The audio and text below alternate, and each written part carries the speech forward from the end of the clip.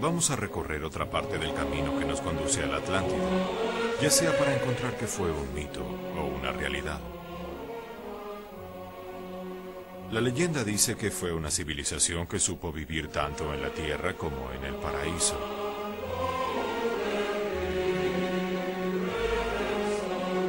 En las experiencias y la filosofía atlante está la información necesaria para encontrar el justo equilibrio entre materia y espíritu, mente y emoción, unidad e individualidad.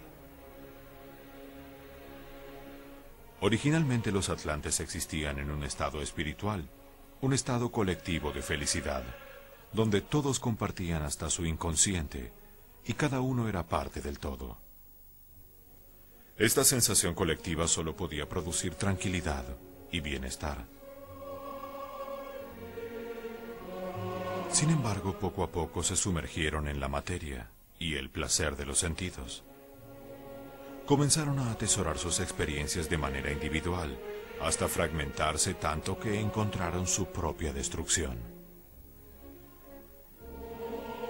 El hombre actual, en su búsqueda de la felicidad, recorre el camino inverso. Desde la individualidad y el materialismo, busca un camino hacia la espiritualidad y la unidad armónica con el universo. La conexión atlante une el pasado, el presente y el futuro. Nos da la información para recuperar el paraíso que ellos experimentaron. En esta búsqueda veremos otras historias que señalan con certeza la existencia de una civilización anterior que podemos llamar la Atlántida.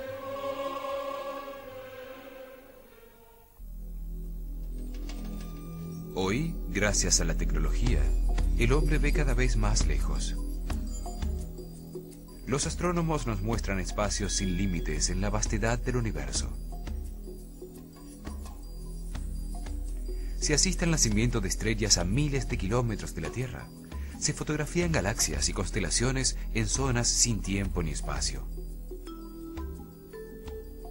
Esto ha traído a esta máquina de la creación una perspectiva de otros mundos, sistemas planetarios y antiguas civilizaciones de leyenda, diferente a la que tenían los científicos y pensadores del siglo pasado.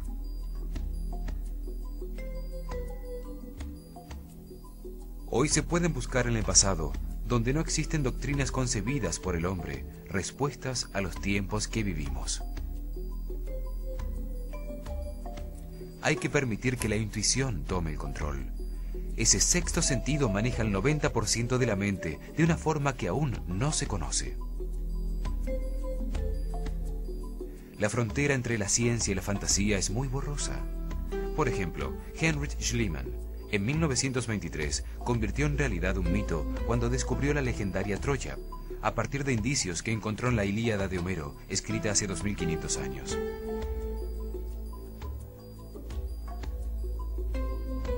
Aún después, con el mismo libro, encontró la Puerta de los Leones y la famosa máscara del rey Menelao en otra ciudad de leyenda, Micenas, demostrando que la fantasía siempre tiene bases reales. El mito de la Atlántida está formado por metáforas y hechos reales perdidos en el pasado. Platón describe a la Atlántida en dos diálogos, Timaeus y Critias. Critias cuenta una historia que escuchó su abuelo de Solón, un gobernante griego que visitó Egipto en el año 600 a.C. Allí un sacerdote egipcio consagrado a la diosa Neith de Sais, protectora de las ciencias, le mostró registros de antiguas civilizaciones desaparecidas. Afirmó que egipcios y griegos descendían de unos pocos sobrevivientes de un poderoso país, destruido 9000 años antes por un cataclismo. El diálogo de Platón sobre la Atlántida puede interpretarse de varias maneras, como el registro de un hecho real o como una historia fantástica. Si la historia fuera inventada, podría ser una alegoría de su propio tiempo, una parábola moral o un cuento mítico. A principios del siglo XX, cuando se descubrieron las placas tectónicas y la existencia en la mitad del océano Atlántico de montañas sumergidas con más de 4.000 metros de altura, se afirmó que era una evidencia real de la existencia del continente perdido. Se descubrió que toda esa zona había tenido una permanente actividad volcánica submarina. Sin embargo, hasta el momento, solo se han encontrado algunas ruinas misteriosas en Bimini. No ha aparecido una gran ciudad oculta entre el coral que pruebe, como en el caso de Troya o Micenas, que la Atlántida realmente existió. Se argumenta que es difícil encontrar pruebas tangibles, teniendo en cuenta que han pasado casi 13.000 años y un cataclismo global que borró cualquier rastro de civilizaciones anteriores. El calentamiento causado por el Sol derritió las capas de hielo que cubrían los continentes en la era glacial. Montañas de hielo cayeron al mar, provocando terremotos, erupciones volcánicas y un diluvio mundial que elevó el nivel del mar en 130 metros, haciendo desaparecer todo vestigio.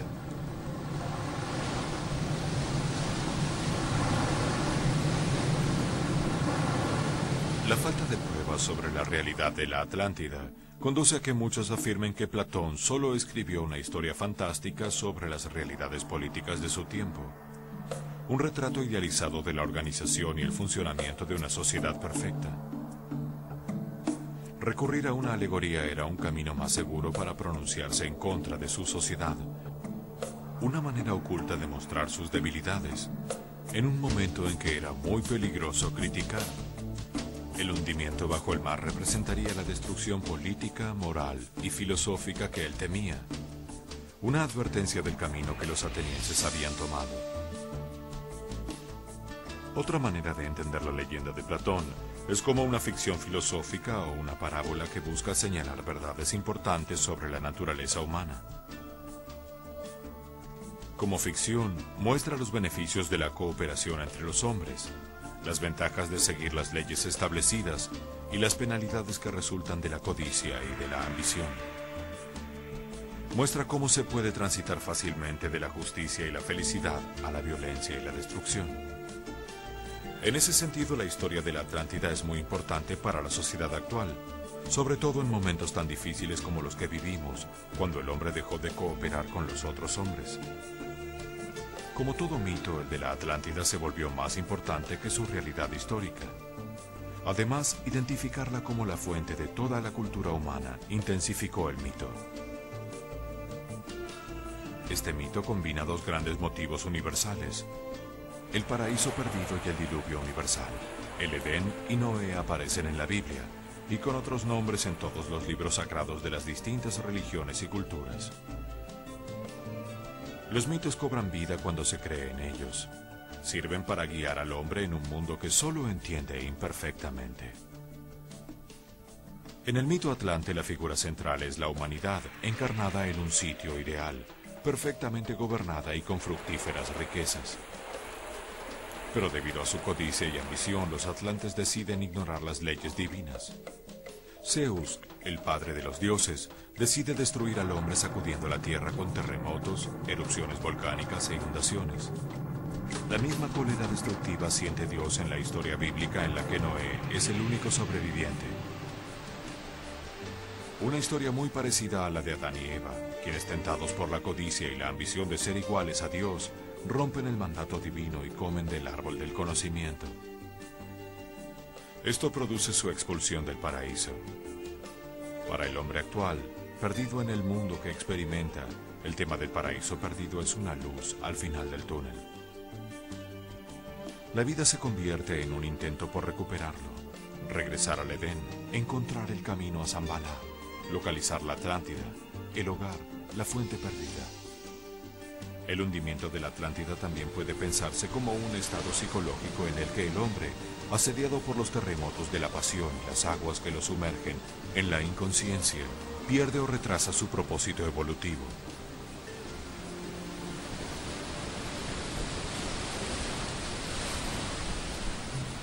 Existen muchas teorías sobre la existencia de la Atlántida y de otras civilizaciones anteriores, algunas fundamentadas en evidencias inexplicables. Un misterioso mapa medieval realizado en Constantinopla en 1513 por el almirante turco Piris Reis muestra el océano Atlántico entre la costa de África, la costa este de Sudamérica y el Polo Sur, siglos antes de que éste fuera descubierto. En ese momento se pensaba que el mundo era plano y estaba rodeado de agua. Los mapas existentes por ese entonces, llamados portolanos, de puerto a puerto, no tienen comparación alguna con la precisa información del mapa de Piris Reis.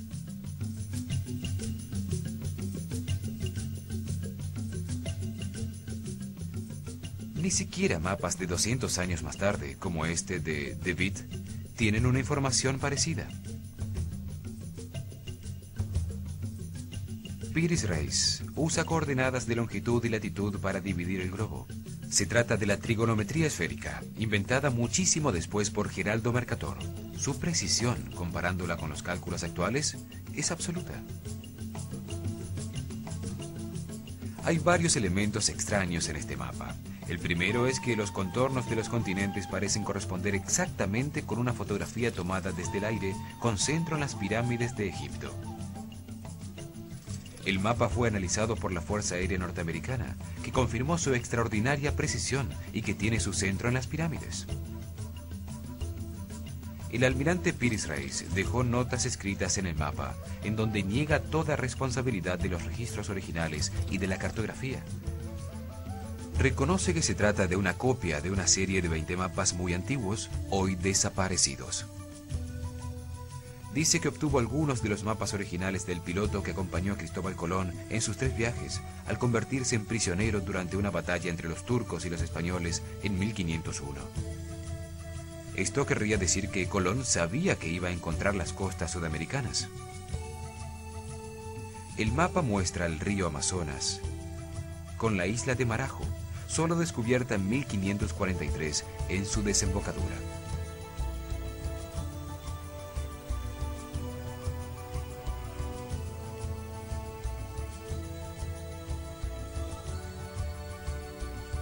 El mapa de Piris Reis recopila antiquísima información extraordinariamente precisa, descubierta por seres que tuvieron un nivel de tecnología igual o superior al actual.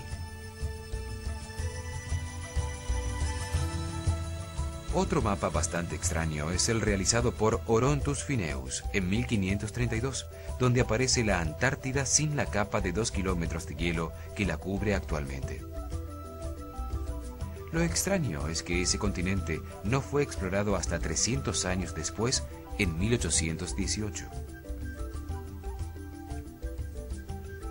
Sus contornos coinciden de manera asombrosa con mapas elaborados en 1977, cuando por primera vez se hicieron estudios sísmicos sobre el Polo Sur para averiguar qué había debajo de la capa de hielo. La evidencia geológica que conocemos nos dice que la Antártida sin hielo solo pudo haber existido en el periodo comprendido entre el año 13.000 y el 4.000 a.C., cuando no existía una civilización capaz de registrar las costas del Atlántico. ¿Cómo es posible que un mapa elaborado en 1513 incluya detalles de un continente que no se exploró hasta 1818? ¿Y por qué lo registra sin hielo, en unas condiciones que no pudo tener sino hace 12.000 años? Suele creerse que ciencia significa progreso permanente, y estas evidencias contradicen este supuesto. Significaría que la ciencia actual es un legado que proviene de una gran civilización desaparecida.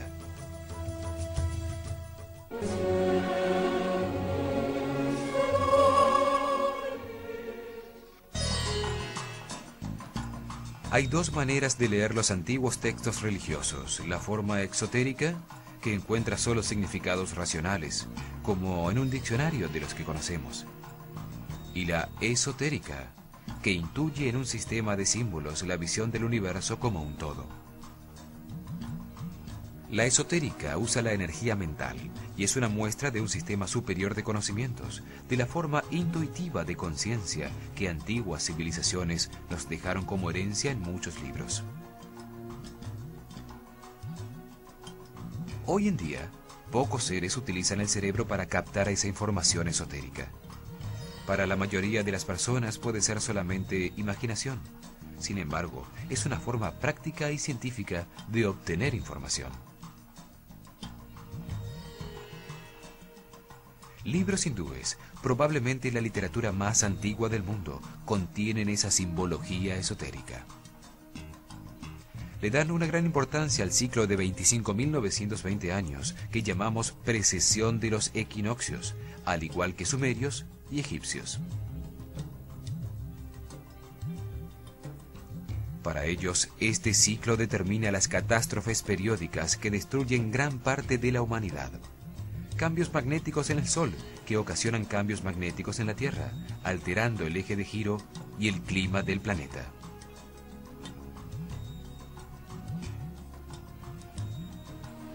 Se cree que el diluvio universal sucedió en uno de estos cambios de ciclo, cuando los hielos de los polos cayeron al mar, ocasionando un gigantesco tsunami y un cataclismo global que destruyó la civilización existente en ese momento.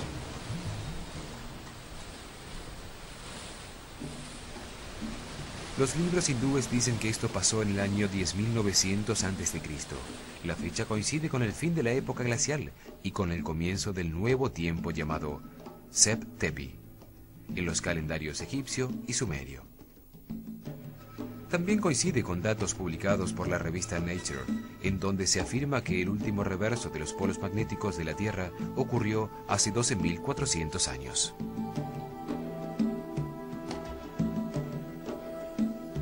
Los libros dicen que en ese momento el imperio hindú de Rama se encontraba en guerra con la madre de su civilización, un pueblo al que llaman los Asvins o gemelos, una figura que siempre representó a la Atlántida.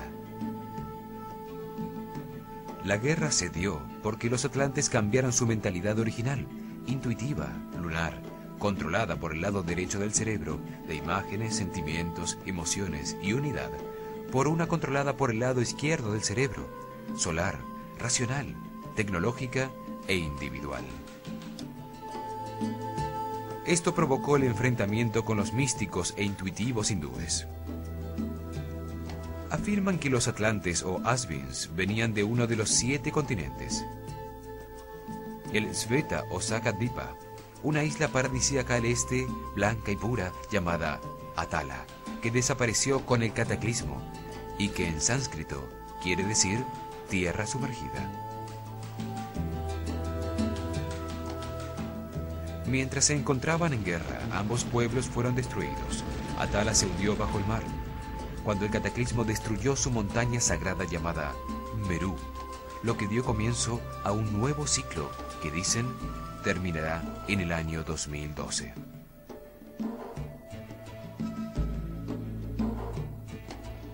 Para los hindúes el cambio de una era a otra es un momento alarmante.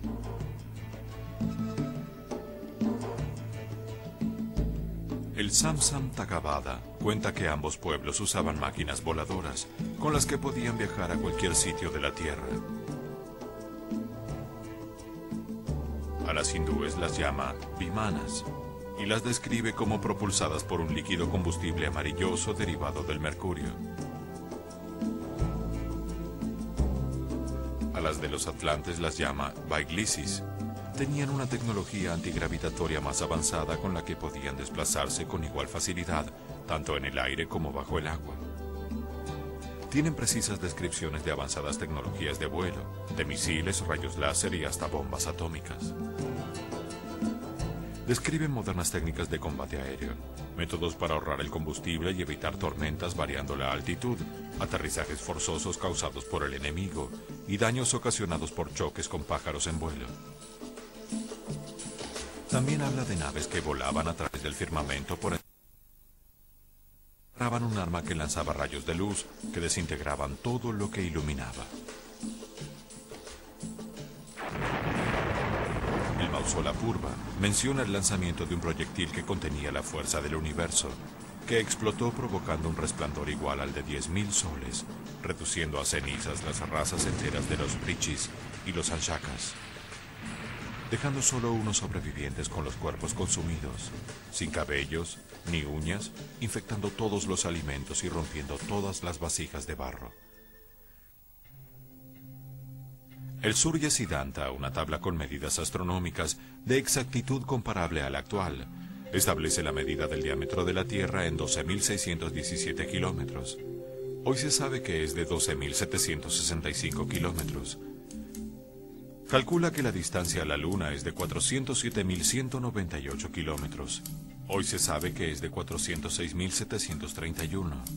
Habla de los Siddhas, hombres perfectos, y de los Vidyayaras, hombres sabios que viajaban por encima de las nubes muy cerca de la Luna. Dividía el tiempo en fracciones tan pequeñas como un kasta, equivalente a 3 centimillonésimos de segundo, la duración de un mesón. Esto indica la existencia de aparatos sofisticados utilizados con propósitos que desconocemos. El Mahabharata es un larguísimo poema en el que un dios encarnado como piloto de una máquina voladora cuenta la historia de esos conflictos entre lunares y solares, con armas tan poderosas y avanzadas como las actuales. Describe cómo Salva, montado en un vehículo volador tan grande como una ciudad, se enfrenta a Krishna y le arroja misiles, lanzas y arrojadores de fuego, iluminando el cielo con cientos de soles, por lo que no se sabía si era de día o de noche. Krishna le responde con un brillante disco como un sol que parte su nave en dos. La ciudad cae del cielo y muere Salva. Así termina la narración del Mahabharata. Los efectos de un arma llamada Agnaya, utilizada por Adwatan contra los Pandava, o el proyectil que contiene toda la fuerza del universo disparado por Gurkha, desde su Vimana volador, con el que destruyó las 3 ciudades de los Brishnis y los Anjakas, son similares a los de una bomba atómica.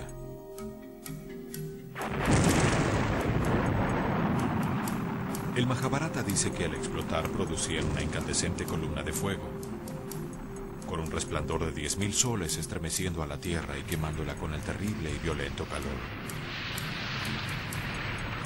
Fieros vientos soplaron y las nubes rugieron hacia arriba, disparando polvo y rocas en todas las direcciones, oscureciendo todos los sitios.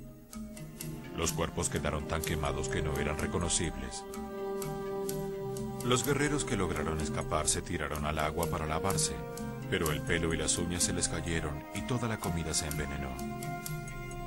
Todas estas narraciones tan precisas sobre técnicas voladoras, misiles y estallidos con características atómicas, para un ser de nuestra época son normales y entendibles. Pero ¿cómo hicieron para describirlas hace 5 o 6.000 años? La única explicación posible es que estén describiendo eventos que realmente sucedieron y que sus trazos hayan desaparecido con un cataclismo universal. Estas narraciones de libros antiguos hindúes no son las únicas que hablan de guerras atómicas y de avanzadas tecnologías. En excavaciones arqueológicas en las ruinas de la ciudad hindú de Mohenjo-Daro, que significa montaña de los muertos, se encontraron esqueletos radioactivos y muros de ladrillo vitrificados y fundidos por un inmenso calor, resultado de una misteriosa explosión de proporciones atómicas. Los sumerios y egipcios narran la destrucción de ciudades en el Sinaí como Sodoma y Gomorra, también presentes en la Biblia. Se trata de explosiones que provocaron un viento radiactivo que acabó con las principales ciudades sumerias alrededor del año 2000 a.C., dando paso al reinado babilonio. Son tecnologías que solo fueron inventadas y probadas con la bomba atómica sobre Hiroshima en la Segunda Guerra Mundial. ¿De dónde salieron estos conocimientos o para qué utilizaron pilas eléctricas en la antigüedad? En excavaciones de un poblado cerca de Bagdad, Irak, el arqueólogo alemán Wilhelm Koenig encontró lo que dedujo eran unas baterías eléctricas construidas hace 6.000 años. Vasijas de cerámica con un cilindro de cobre en su interior, que a su vez contenía en su centro una varilla de una aleación de 60% plomo y 40% estaño, aislada por un tapón de asfalto. El laboratorio de General Electric estudió la batería y encontró que al llenarla con ácidos orgánicos como el jugo de uva, funcionaba perfectamente, produciendo una corriente eléctrica de 2 voltios. Colocando varias en serie, podía producirse el voltaje que se deseara. Tal vez esta fue la tecnología utilizada para iluminar los templos antiguos. Luciano, el satírico griego, describe que en Hierápolis, en el templo de Hera, su estatua de oro tenía una joya en la cabeza de la cual emanaba una gran luz, y el templo entero resplandecía como si estuviera iluminado por miles de velas. También pueden haberse utilizado para iluminar el interior de las tumbas y mastabas reales egipcias, mientras se pintaban los coloridos murales que adornaban sus paredes. Tengamos en cuenta que no quedaron los rastros de humo que debieron producir las antorchas de fuego que, según se piensa, fueron utilizadas para ver en la oscuridad. Muchas evidencias prehistóricas ponen en duda la versión oficial sobre la existencia del ser humano en la Tierra. Han sido suprimidas o dejadas de lado. Estas evidencias ponen en duda las teorías evolucionistas, por lo que no se las estudia y se las mantiene sepultadas en archivos olvidados. La historia de la vida en el planeta está escrita en páginas de piedra que han ido acumulando en su interior, capa por capa, los restos orgánicos o las huellas de su actividad durante los tiempos que vivieron. Los fósiles y huesos se encuentran a distintas profundidades y se sabe que los encontrados en capas similares vivieron sobre la Tierra en la misma época. Así se encontró que las especies cambian de época en época. Las capas más superficiales de piedra contienen los huesos de animales recientes. Debajo de los huesos de mamíferos están los huesos de los dinosaurios. Más abajo los anfibios, luego restos de caracoles y peces, y por último solo trazos de simples células.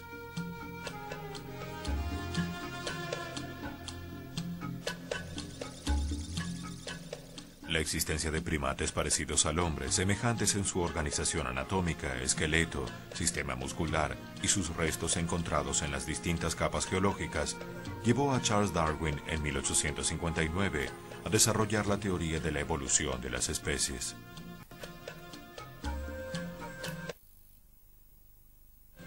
Darwin por la Biblia y afirma que el hombre, a través de cambios accidentales o causales a lo largo de inmensos periodos de tiempo, es un animal que evolucionó de sus padres, los monos y primates originales en el planeta, gracias a su fortaleza. Sin embargo, hoy, 150 años después, no se han encontrado evidencias concluyentes que comprueben su teoría, y todavía buscamos el eslabón perdido entre el hombre y el mono.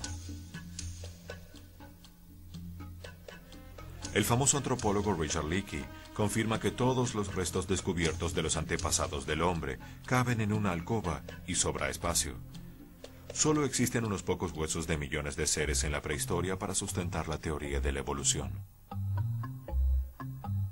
Los restos de los antepasados del hombre encontrados en África indicarían que evolucionó lentamente, en un proceso que tomó 6 millones de años, hasta producir, hace 1,5 millones de años, el Homo erectus.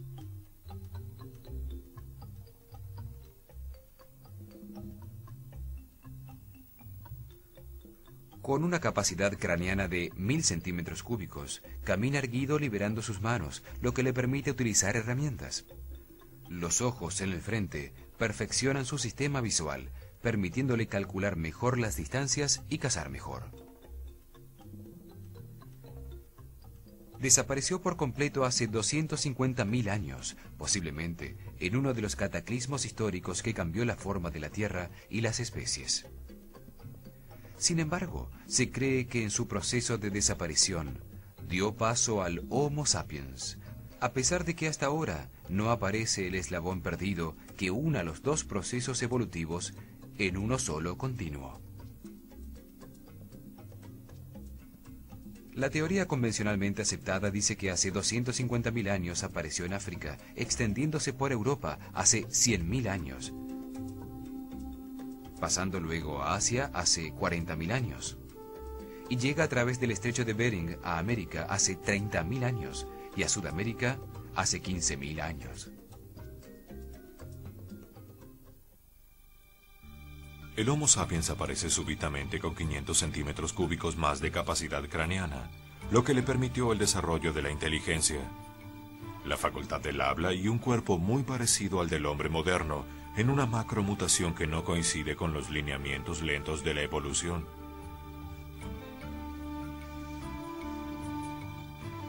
Realizar esta evolución, el despertar de la conciencia, debiera haber tardado por lo menos otros 15 millones de años, el tiempo de evolución que necesitó el mono para convertirse en Homo erectus. Sin el eslabón perdido, con tan pocas evidencias y tantos vacíos, es realmente difícil saber si el hombre desciende del mono, cuánto tiempo lleva realmente sobre el planeta y cómo fue el origen caótico y accidental del universo. Han aparecido evidencias anómalas que ponen en duda las fechas y teorías aceptadas.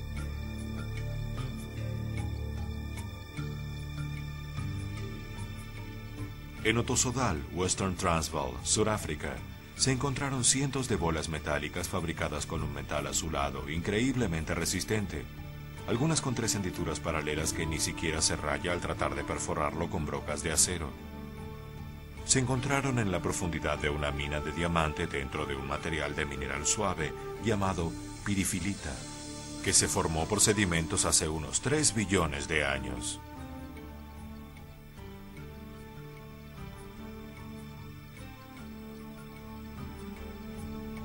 En Antelope Spring, Utah, se encontraron huellas fosilizadas de pisadas con calzado sobre un bloque de la era cambriana, de hace 500 millones de años. En el estado de Texas se han encontrado varias evidencias que contradicen los conceptos evolucionistas de Darwin. En Glen Rose aparecieron docenas de huellas fosilizadas de pisadas humanas junto a pisadas de dinosaurios, lo que indicaría que el hombre caminó simultáneamente con estos hace más de 60 millones de años, fecha en que se cree que se extinguieron por el gigante meteorito que cayó en la península de Yucatán.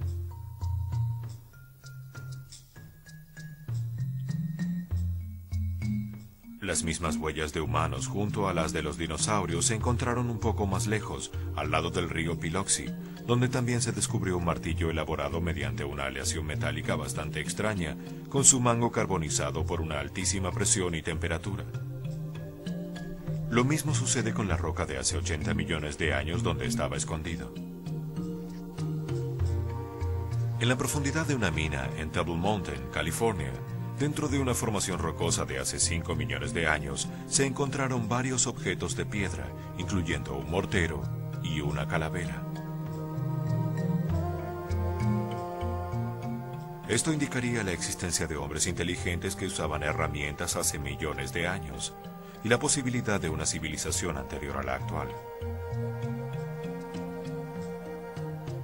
Son evidencias físicas reales de la existencia del hombre desde muchísimo tiempo antes de lo que Darwin asegura. Existe un arte inexplicable, misterioso, dejado atrás en cuevas, cerámicas, esculturas y bajorrelieves que nos muestra indicios de avanzadas civilizaciones anteriores al diluvio, con conocimientos y tecnologías misteriosas.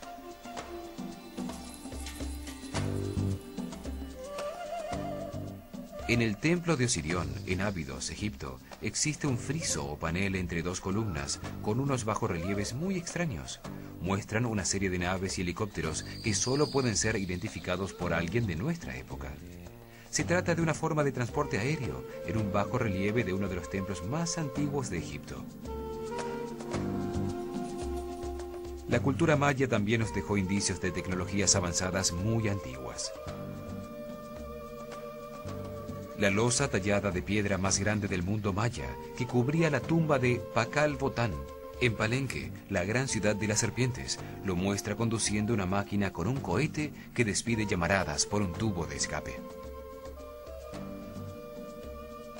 En su borde tiene los jeroglíficos correspondientes al Sol, la Luna y la estrella polar, lo que muestra el alcance de la nave. Ha sido objeto de mucha especulación.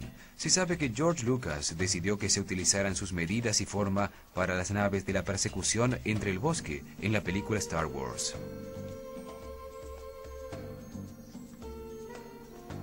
Fray Ramón Ordóñez declaró en 1773 que leyó un libro escrito en quiché por Botán, que fue quemado por el obispo de Chiapas. Dijo que en el libro afirmaba ser un ciudadano de Balumchivim, un sitio desaparecido en el centro del Océano Atlántico. Muy cerca, en Costa Rica, sobre el delta del río Tiquis, se encontraron más de 1000 esferas en piedra volcánica de distintos tamaños, perfectamente pulidas. Algunas pesan varias toneladas y se encuentran a cientos de kilómetros de la cantera donde pudieron haber sido hechas, colocadas en formaciones triangulares. ¿Cuál fue su propósito? ¿Cómo fueron llevadas hasta allí? En los alrededores del Ica, Perú, se encontró una misteriosa y antiquísima serie de piedras con dibujos en bajo relieve, todas en el mismo estilo.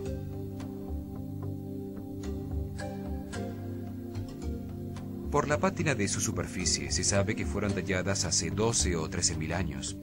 Sin embargo, muestran conocimientos y procedimientos avanzadísimos aún para la época actual. Astrónomos que miran sucesos en lejanas estrellas, viajeros por el aire, los continentes de la Tierra en posiciones distintas a las actuales, y dibujos de animales ya desaparecidos. También se representa un trasplante de corazón que comienza con una mujer embarazada a la que le sacan sangre para aprovechar las proteínas y hormonas que impiden que su feto sea rechazado como un cuerpo extraño. El paciente recibe una transfusión de la sangre de la mujer embarazada y le introducen el nuevo corazón en el pecho.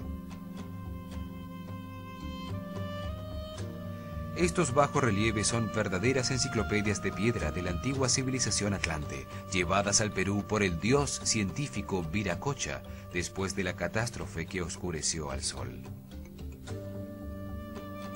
En Nazca, también en Perú, se han descubierto enormes figuras y líneas de muchos kilómetros de longitud, trazadas con piedras en el suelo, que solo pueden ser vistas desde el aire.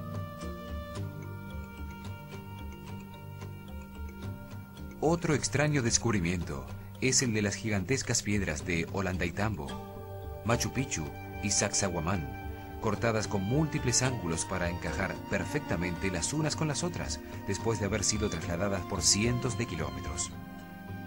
Frescos rupestres pintados hace 9000 años, que se encontraron en una cueva en Tassili, en el Sahara, muestran seres con escafandra.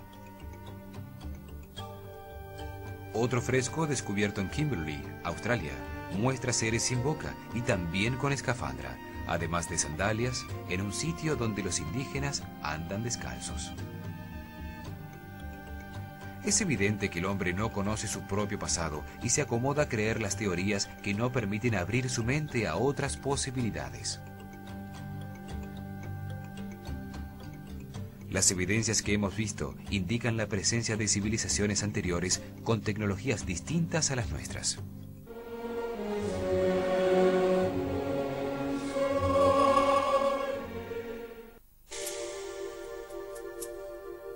Los sacerdotes atlantes enseñaban 7 leyes que recogían el comportamiento del universo. En la base de la pirámide de esas 7 leyes universales está la ley de la naturaleza. Actúa sobre los cuerpos físicos de todos los seres vivos, en la densidad de la materia, donde se encuentran las vibraciones más bajas del universo.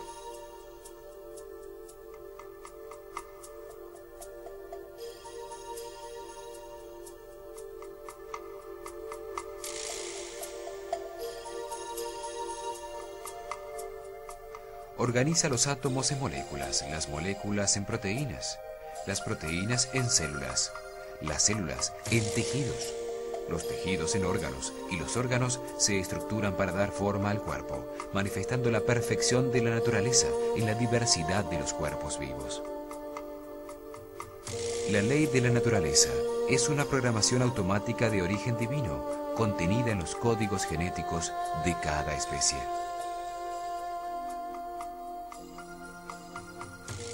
Organiza los distintos cuerpos, determina durante cuánto tiempo son útiles, sus funciones y los mecanismos para su reproducción, mantenimiento y protección.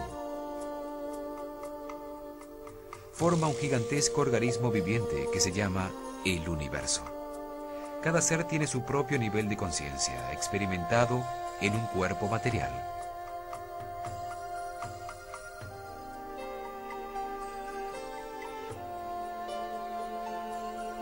Los cuerpos contienen la conciencia que experimenta la vida y así comprenden la razón del universo en un proceso de evolución hacia la perfección y la sabiduría que toma muchas encarnaciones. Transmitida por herencia en los códigos genéticos de cada especie, existe una programación automática llamada instinto que no necesita de la conciencia del ser para existir. Su función principal es generar, mantener y defender la vida, controlando todos los procesos vitales. La reacción automática del instinto es simple y binaria, diseñada para no permitir la duda de posiciones intermedias. Sí, no. Huyo, ataco. Acción, reacción. Me gusta, no me gusta.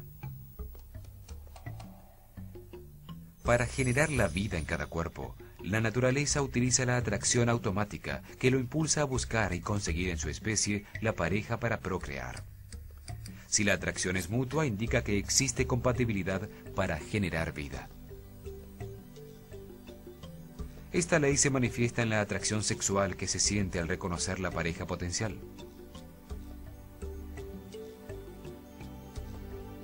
Para mantener la vida en cada cuerpo, la naturaleza utiliza el deseo automático, que lo impulsa a buscar y conseguir lo que necesita para vivir.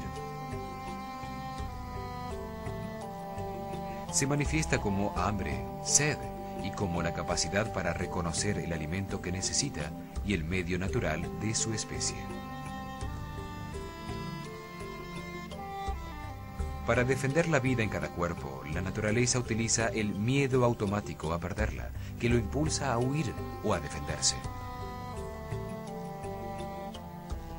Se manifiesta como una fuerza o energía adicional producida por la adrenalina para responder adecuadamente a la situación.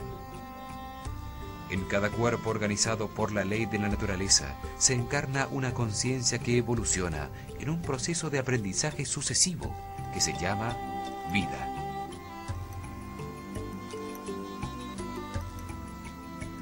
Todas las conciencias individuales recorren el mismo camino hacia la sabiduría, pero se encuentran en distintos niveles de evolución. El ser humano solo aprende y evoluciona relacionándose con otros hombres.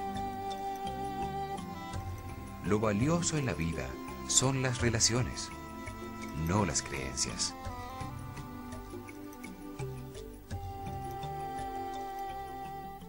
Con la ley de la naturaleza, el Creador diseña la diversidad del universo para que la conciencia evolucione.